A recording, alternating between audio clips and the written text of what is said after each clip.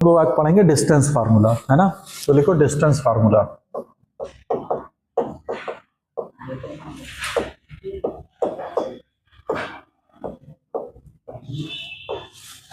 Distance formula क्या होता है? बात नहीं,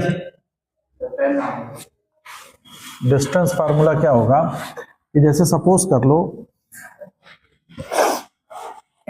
कोई दो पॉइंट है, एक पॉइंट है P और इस पॉइंट P के कोऑर्डिनेट है x1, y1 और एक दूसरा पॉइंट है Q और मान लेते हैं कि इसके कोऑर्डिनेट है x2, y2। Is that okay? तो PQ के बीच की जो distance between the two point that we have to calculate, है ना। तो देखो क्या होगा,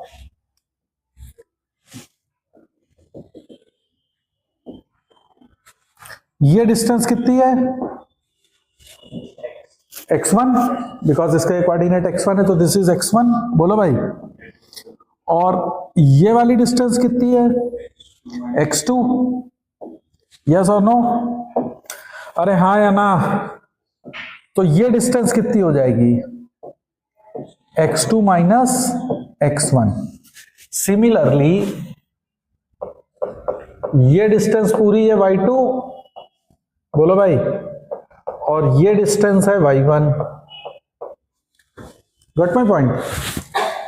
बोलो भाई, क्लियर है? ये y1 है और ये रेक्टेंगल बनाएगा तो ये भी y1 होगी।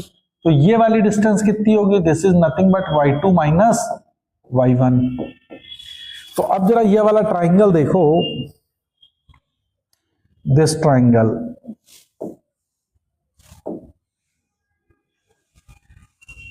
मान लो अगर ये पॉइंट M है तो PQ square is equal to PM square plus QM square. होगा कि नहीं होगा?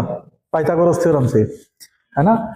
इन right angle triangle PQM, so PQ square is equal to PM square plus QM square. और PM स्क्वायर क्या है? PM is nothing but it is x2 minus x1। तो this is x2 minus x1 का whole square plus QM क्या है? y2 minus y1 का whole square. तो this is your PQ square.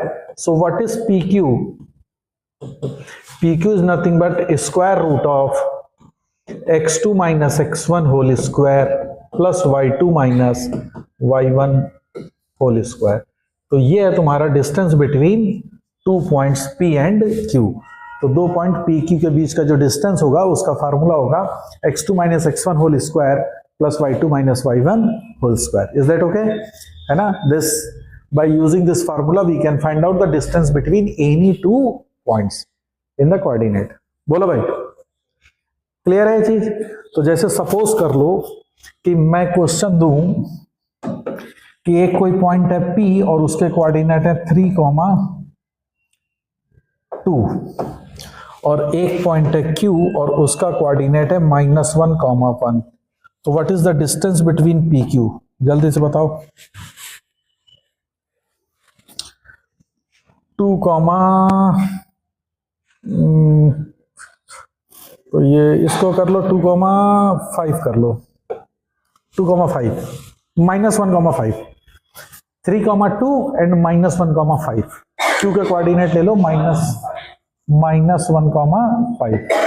तो ये डिस्टेंस कितनी आ जाएगी?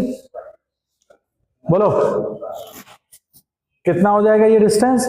3 माइनस -1 दैट इज 4 का square 16 plus 2 minus 5 that is -3 का स्क्वायर 9। तो 16 प्लस 9 इज 25 का स्क्वायर रूट 5। तो what is the distance between PQ? This comes out to be 5। Clear है ये बात? बोलो। तो हम इससे आराम से कैलकुलेट कर सकते हैं यूजिंग दिस फार्मूला। अब इसका एप्लीकेशन कहां पे हमको करना होगा, है ना। ये तो हमको आ गया कि ये दो पॉइंट के बीच का डिस्टेंस हमको कैलकुलेट कर लिया। अब how do we calculate use this application? तो एप्लीकेशन के लिए मान लो जैसे क्या क्या एप्लीकेशन हो सकते हैं।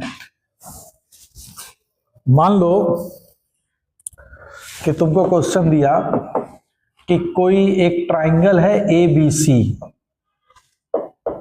मान लो ट्राइंगल है ABC। A के कोऑर्डिनेट है -1, 3, B के कोऑर्डिनेट है 2, 4 और C के कोऑर्डिनेट है 0, -5। लेट अस अज्यूम, ठीक है ना।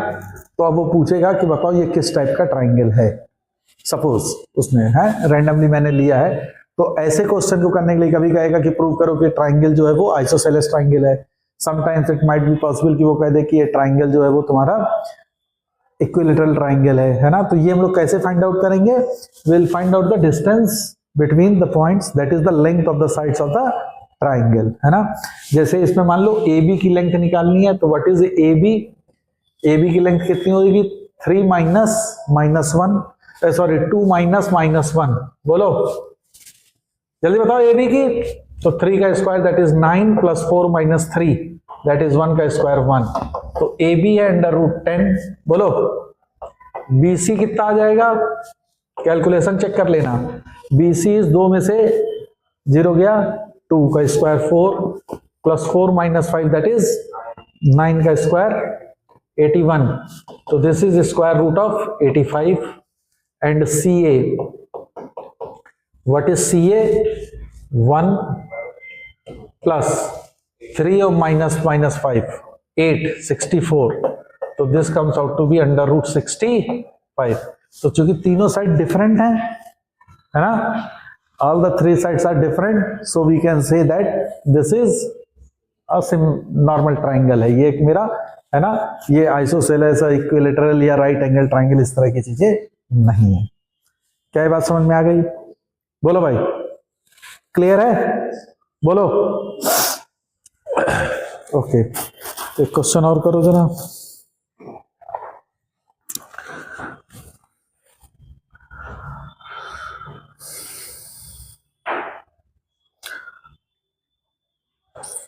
आपको दिया गया है कोई 3 पॉइंट दिए गए हैं, A दैट इज 5, -1, B के कोऑर्डिनेट आपको दिए हैं -1, 5 एंड C के कोऑर्डिनेट है 6, 6। कहता है ये एक ट्राइंगल बनाएगा ABC, ठीक है। कहते हैं उस ट्राइंगल का सरकम सेंटर फाइंड आउट करो। क्या कैलकुलेट करो, सरकम सेंटर ऑफ ट्राइंगल ABC।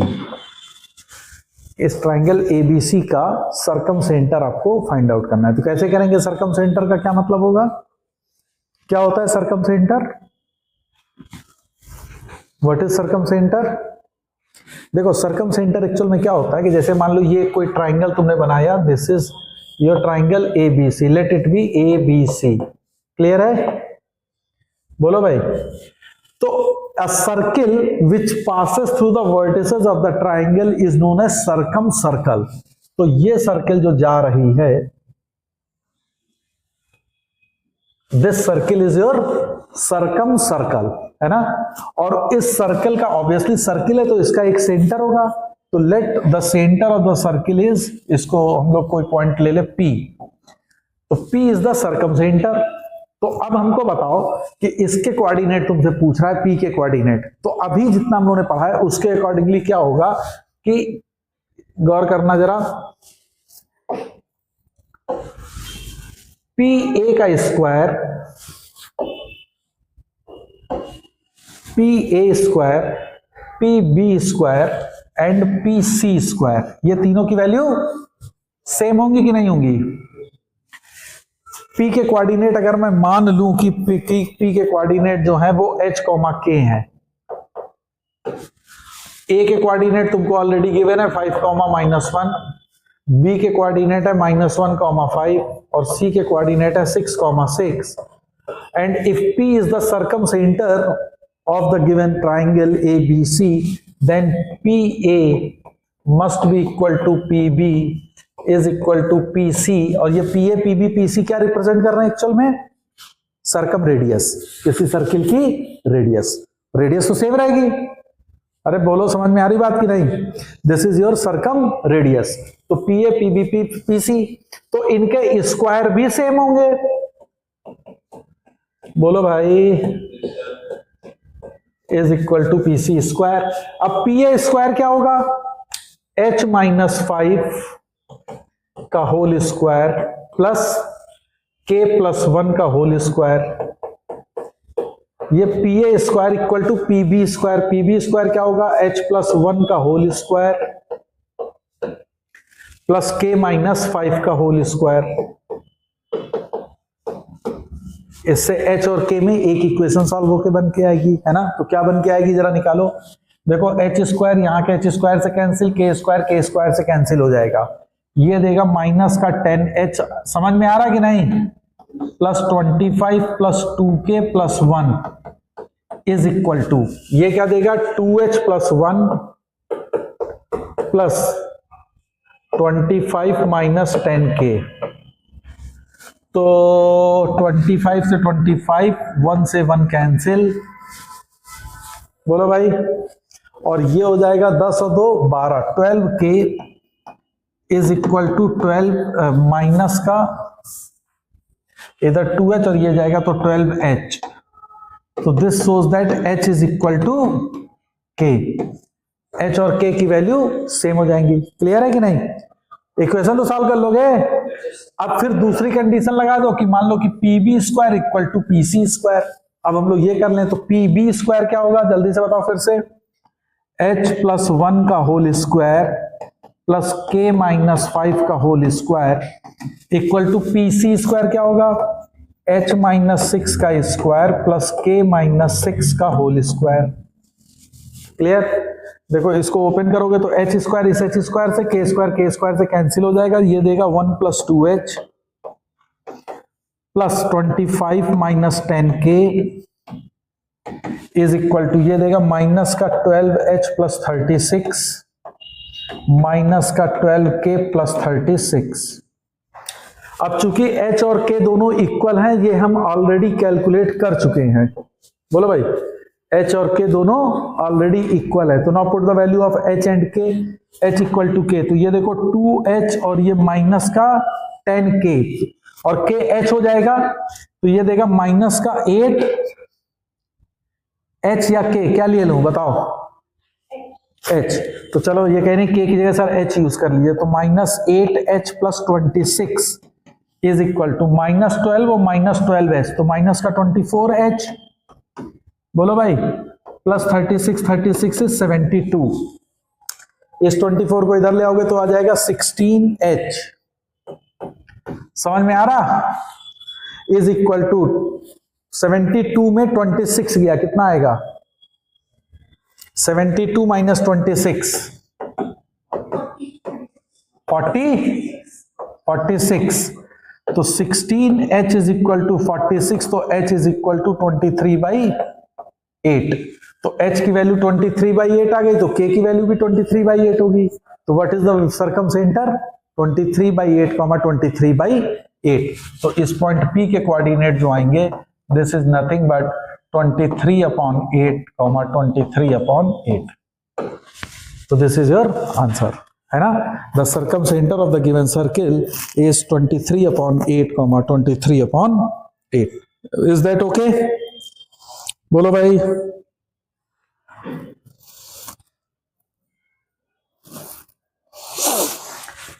फिर क्वेश्चन कहता है,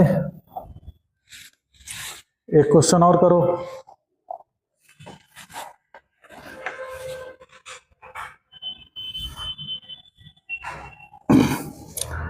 कहता है कोई एक ट्राइंगल है जिसके दो वर्टिसेस हैं, origin and A is 3√3, and एक कोई पॉइंट है P जिसके कोऑर्डिनेट है h, k, और given such that triangle OAP is equilateral.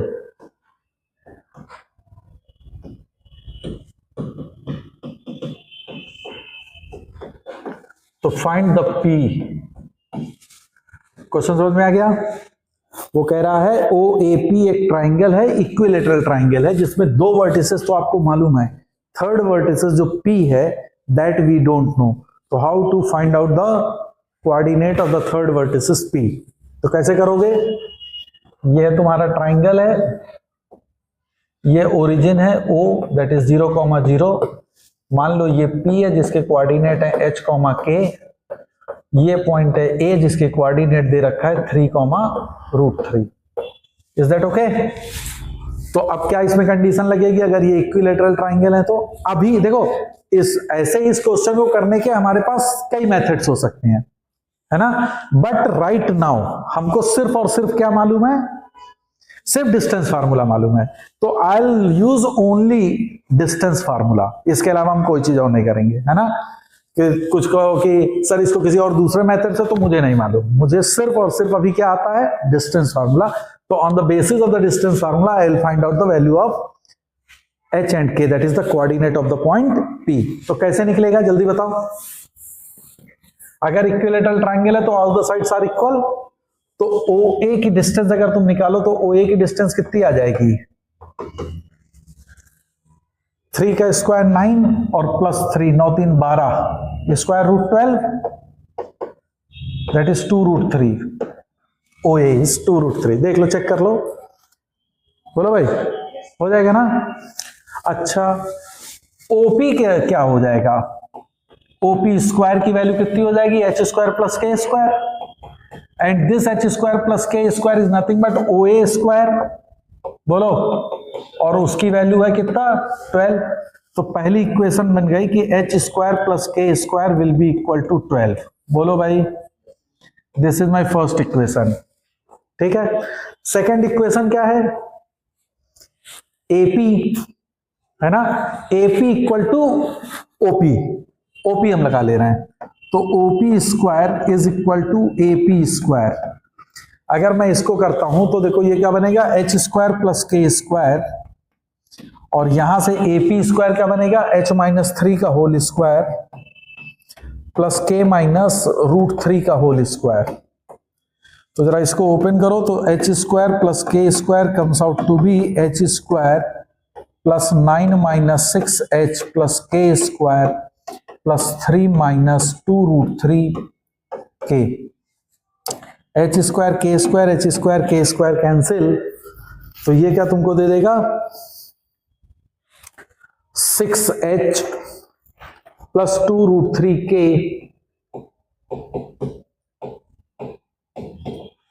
Clear है? इस साइड ले गया मैं, 6h plus 2 root 3k is equal to 12। This is your second equation. First equation क्या थी? h square plus k square is equal to 12। Second equation आई 6h plus 2 root 3k is equal to 12। इसमें 2 से तुम divide भी कर सकते हो, तो 1 से डिवाइड बाई 2, तो this is 3h plus root 3k is equal to 6, है ना। बोलो भाई, इसको रूट 3 से छोड़ो, चाहे डिवाइड करने की कोई जरूरत नहीं है। अब इसमें हम क्या करेंगे? क्या करोगे? अब कैसे सॉल्व करेंगे हम लोग? एक इक्वेशन आ गई तुम्हारी, दिस वन, इक्वेशन नंबर 2, और एक इक्वेशन है तुम्हारी h square plus k square is equal to 12। How to solve this to?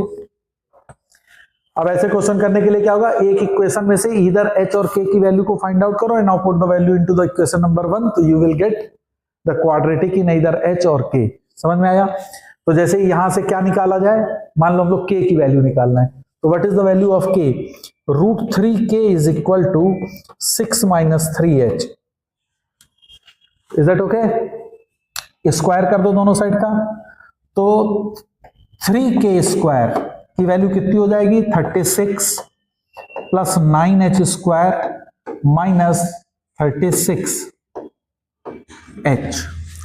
3 से डिवाइड कर दो, 3 से डिवाइड करोगे तो क्या आ जाएगा?